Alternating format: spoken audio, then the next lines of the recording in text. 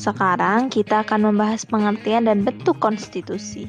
Nah, menurut Sumantri, konstitusi itu berasal dari bahasa Perancis, yaitu constituer yang berarti membentuk, sedangkan dalam bahasa Inggris dipakai istilah constitution.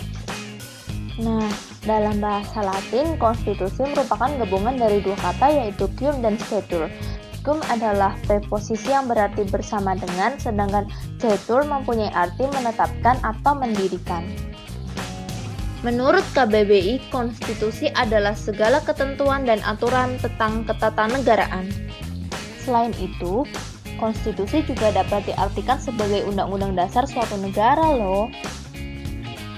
Menurut Hairil Anwar, konstitusi merupakan fundamental laws mengenai pemerintahan dalam suatu negara dengan nilai-nilai fundamentalnya. Berikutnya ada bentuk konstitusi menurut K.C. Weir yang terdiri dari 4. Yang pertama ada konstitusi tertulis dan konstitusi tidak tertulis. Konstitusi tertulis adalah suatu konstitusi yang ada dalam dokumen formal.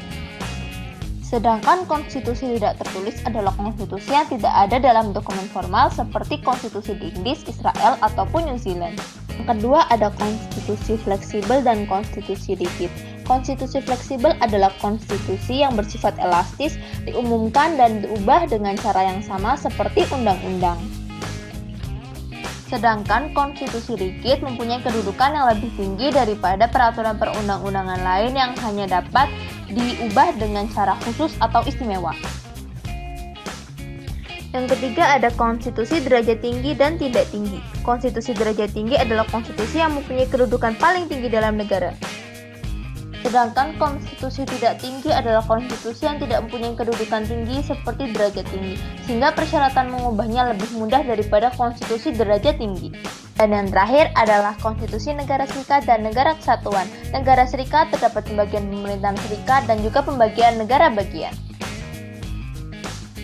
Namun dalam negara kesatuan tidak ada seperti itu karena adanya pemerintahan desentralisasi.